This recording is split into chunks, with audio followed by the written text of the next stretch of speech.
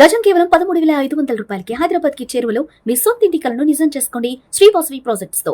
వివరాలకు ఈ నెంబర్లకు కాల్ చేయండి.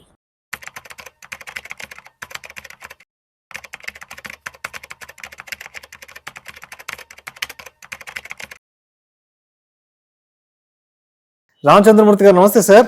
నమస్తే విష్ణు గారు. Welcome to Vishnu talks. Thank you sir. So Ramachandramurthy గారు, బంగారం వెండి ధరలు సైలెంట్ గా పెరిగిపోతున్నాయి సార్.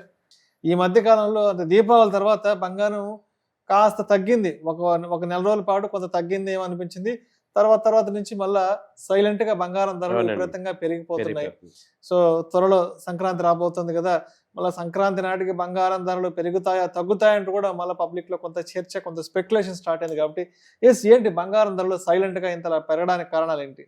ఇవి మనం ఏంటంటే సార్, బంగారం వెండి దగ్గర మేజర్ గా పెరగడానికి రెగ్యులర్ గా కారణాలు వరల్డ్ అన్సర్టనిటీ ఒకటి రావటం, అది గత 6 నెలల నుంచి కూడా విపరీతంగా అన్సర్టనిటీ అండర్లైన్ గా పెరిగిపోవటం, తర్వాత యుఎస్ షట్ డౌన్ అవటం, వాళ్ళ డెట్ బాగా పెరిగిపోవటం వల్ల ఎవరు కూడా ఇప్పుడు డాలర్ నమ్మట్లేదు. దాంతో సెంట్రల్ బ్యాంక్స్ అన్ని కూడా బై చేస్తున్నాయి. సో మేజర్ గా అంతకుముందు ఏంటి, వరల్డ్ మొత్తం మీద బయింగ్ చేసేది ఇండియన్ పీపులే. ఇప్పుడు ఏమైనా ఇండియన్ పీపుల్ బయింగ్ చేస్తున్నా, అట్ ద సేమ్ టైమ్ ఈ బ్యాంక్స్ బై చేయటం వల్ల చైనా కానీ, రష్యా కానీ, ఇండియా కానీ ఈ బ్యాంక్స్ బై చేయటం వల్ల ఏమవుతుందంటే ఈ గోల్డ్ సిల్వర్ కంటిన్యూగా పెరుగుతున్నాయి. కాబట్టి ఏంటంటే ఎప్పుడు ఎండ్ అవుతుంది ఏంటంటే, త్వరలో ఈ రష్యా ఉక్రెయిన్ డీల్ వర్కౌట్ అయ్యేటట్టుంది. సో ఏదైనా పండగలోపు నెక్స్ట్ 20 డేస్లో కనుక ఒక రేంజ్కి వస్తే బంగారం కొంత తగ్గే అవకాశాలు ఉన్నాయి. సో అప్పటిదాకా అయితే నాన్ స్టాప్గా అయితే పెరుగుతున్నాయి. ఇప్పుడు మనం 1,17,000 దగ్గర 20 దగ్గర కూడా మాట్లాడాం. ఇప్పుడు 1,35,000 అయిపోయింది. మనం మాట్లాడి నెల రోజుల్లోనే పెరిగిపోయింది. సో ఇప్పుడు 1,50,000 నెక్స్ట్ టార్గెట్ అన్నట్టుగా కూడా కనపడుతుంది. సో ఎందుకు పెరుగుతుంది? ఇంత అన్సర్టనిటీ మనం ఎప్పుడు చూడలేదు, ఇంత ర్యాండమ్ మూవ్మెంట్ అనేది మనం ఎప్పుడు చూడలేదు. ఈ లాస్ట్ 6 months నుంచి విపరీతంగా పెరుగుతున్నాయి. కాబట్టి ఏంటంటే అంత అన్సర్టనిటీ మార్కెట్లో నాట్ ఓన్లీ ఇండియా, మొత్తం ఆల్ ఓవర్ వరల్డ్ ప్రివైల్ అయి ఉంది.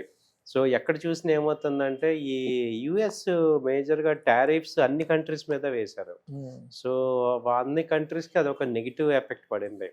ఎందుకంటే యుఎస్లో మేజర్గా డెట్ ఎక్కువ ఉంది. ఆ డెట్ తగ్గించుకోవడానికి ఆయన ఏంటి, ట్యాక్స్ పెంచకుండా ఈ టారిఫ్స్ పెంచారు. సో ఇది గవర్నమెంట్కి వెళ్తుంది కాబట్టి కొంత డెట్ తగ్గించుకుందామని.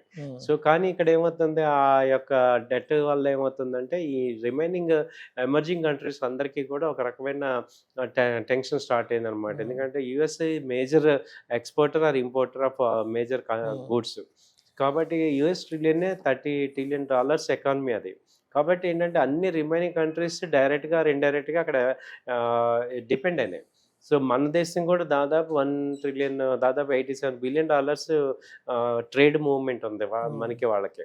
ఎక్కువ అది ఎఫెక్ట్ అవటం అనేది గోల్డ్ సిల్వర్ మీద బాగా పడుతున్నాయి. ఆ తర్వాత ఏంటంటే రష్యా ఆయిల్ కొనొద్దని చెప్పేసి అదొక ఇండియా మీద స్ట్రగుల్ చేయటం, ఇవన్నీ కూడా మనకి ఇంటర్నల్గా ఈ గోల్డ్ సిల్వర్ మీద ఆల్టర్నేట్ అసెట్స్ ఎక్కువ డిపెండ్ అవుతున్నారు. అలాగే స్టాక్ మార్కెట్లో ఎఫ్ఐఎస్ బాగా వెళ్ళిపోవటం, సెల్లింగ్ అయిపోతే వాళ్ళందరూ కూడా గోల్డ్ మీదే పెడతారు. గోల్డ్ మీద ఇక్కడ మార్కెట్లో అన్సర్టనిటీ ఉంది కాబట్టి, ప్లస్ డాలర్ స్ట్రెంథన్ అవుతుంది కాబట్టి గోల్డ్ మీద ఇన్వెస్ట్ చేస్తున్నారు. సేమ్ ఇంకోటి ఏంటి, రూపీ కూడా డౌన్ అయిపోతుంది కాబట్టి రూపీ ఇన్వెస్ట్ చేసే వాళ్ళు కూడా అది గోల్డ్ మీద ఇన్వెస్ట్ చేస్తున్నారు. సో కంటిన్యూగా ఇండియాలో జరుగుతుంది ఏంటంటే, ఫారెన్ రెమిటెన్స్ రావట్లేదు, డాలర్స్ రావట్లేదు. అటు మన ఎన్ఆర్ఐస్ డాలర్స్ పంపించే వాళ్ళు పంపట్లేదు. అలాగే ఇక్కడ ఇన్వెస్ట్మెంట్స్ ఆగిపోయినాయి. అలాగే వీటన్నిటి వల్ల కరెన్సీ ఎఫెక్ట్ అయిపోయి డివాల్యుయేషన్ డౌన్ అవుతుంది. సో ఈ డబ్బు అంతా కూడా ఏమవుతుందంటే గోల్డ్ మీదకి వెళ్ళిపోతుంది. కాబట్టి ఇప్పుడు అందరూ కూడా గోల్డ్ని అలాగే కొంటున్నారు. కాబట్టి ప్రెసెంట్ ట్రెండింగ్లో ఉంది అది. అంటే యాక్చువల్గా పెరగటం వేరు. ఇప్పుడు ఏంటంటే అందరూ ఈ కమోడిటీస్ ఎక్స్చేంజ్ ద్వారా, అలాగే డిజిటల్ గోల్డ్, వీటన్నిటి ద్వారా కూడా ఎక్కువ మంది ఇక గోల్డ్ మీద ఇన్వెస్ట్మెంట్కి వచ్చారు ట్రేడబుల్ లాగా. అందుకనే అవి పెరుగుతున్నాయి. ఓకే. సో సిల్వర్ పరిస్థితి ఏం చెప్పుకోవచ్చు? అండ్ రాబోయే రోజుల్లో సిల్వర్లో పెట్టుబడులు పెట్టడానికి అవకాశాలు స్పష్టంగా ఉన్నాయంటూ కూడా అందరూ చెప్తున్నారు కదా. సో ఏంటి ఇంకా సిల్వర్ ఎక్స్పెక్టేషన్స్ అసలు ఎంతవరకు చూడబోతాం? ఇంకా అసలు అంటే ఇండస్ట్రియల్ కన్సంప్షన్ ఎక్కువ అయిపోయింది కాబట్టి సిల్వర్ని ఇంకా ఎంత దూరం చూడొచ్చు అంటారు నెక్స్ట్ 2 to 3 years లో? 3 ఇయర్స్ హారిజన్లో అయితే 3 lakhs నుంచి 3.5 lakh దాకా చూడొచ్చండి. అబ్బబ్బబ్బబ్బా! ఆ! ఎందుకంటే మనకి అక్కడ టార్గెట్ కూడా ఉంది. 2027 కల్లా ఎలక్ట్రికల్ కార్స్ హ్మ్. 50% నార్మల్ కార్స్‌తో షేర్ రావాలని. హ్మ్. సో, ఎవ్రీ ఎలక్ట్రిక్ కార్‌కి 30 గ్రామ్స్ నుంచి 50 గ్రామ్స్ సిల్వర్ కావాలి. హ్మ్. అలాగే ఎవ్రీ చిప్ మ్యానుఫ్యాక్చర్ అవ్వాలంటే 10 గ్రామ్స్ సిల్వర్ కావాలి. హ్మ్. సో, ఎలక్ట్రికల్ చిప్స్ లేకుండా ఇవాళ ఏ పని అవ్వదు. హ్మ్. కాబట్టి అలాగే సోలార్ ప్యానెల్ రావాలన్నా 50 గ్రామ్స్ సిల్వర్ దాంట్లో ఈ ఉండాలి. 5G, 6G దానికి సంబంధించిన దాంట్లో సో, దాన్ని బట్టి ఇప్పుడేంటంటే న్యూ సెక్టార్స్ సిల్వర్ మీద బేసే ఉన్నాయి. సో, సిల్వర్‌కి ఆల్టర్‌నేట్ లేదు. సో, వేరే మెటల్స్ ఏవి కూడా దాన్ని రిప్లేస్ చేయలేవు. కాబట్టి అండ్ సిల్వర్ డిమాండ్ ఎక్కువుంది. సప్లై తక్కువుంది. మొన్న ఈ సప్లై లేకపోవటం వల్లే ఎక్కువ రేట్లు పెరిగినాయి. సో, కాబట్టి ఎల్ఎంఈలో ఎక్స్‌చేంజ్‌లో తగ్గిందనగానే 190 నుంచి 2 lakhsకి వెళ్ళిపోయింది. సో, ఇదే జరుగుతుంది. సో, సిల్వర్ సప్లై తక్కువుంది. డిమాండ్ ఎక్కువుంది. ఇది కంటిన్యూ అవుతుంది. అంటే ఇప్పుడు గోల్డ్ గానీ, సిల్వర్ గానీ కొందామన్న ఆలోచనలో ఉన్న వాళ్ళు ఎలా ఉన్నారంటే ఇంకా తగ్గద్దేమో, తగ్గినాక కొందాము, లేదంటే ఇంకా ఇంకా పెరిగిపోద్దేమో అన్న రకరకాల స్పెక్యులేటివ్ పర్సెప్షన్స్లో ఉన్నారు. కాబట్టి ఇప్పుడు చేతిలో డబ్బులు ఉంటే బంగారం కొనాలంటారా, లేదంటే ఇంకా తగ్గడానికి ఏదైనా అవకాశాలు ఉన్నాయి, లేదంటే పెరగడానికి ఏదైనా అవకాశాలు ఉంటాయేమో అని ఎదురు చూడాలంటారా? యాక్చువల్‌గా ఏంటంటే ఇది కొంచెం ఒక రకంగా మాక్సిమం రేట్స్ అయితే వచ్చాయి.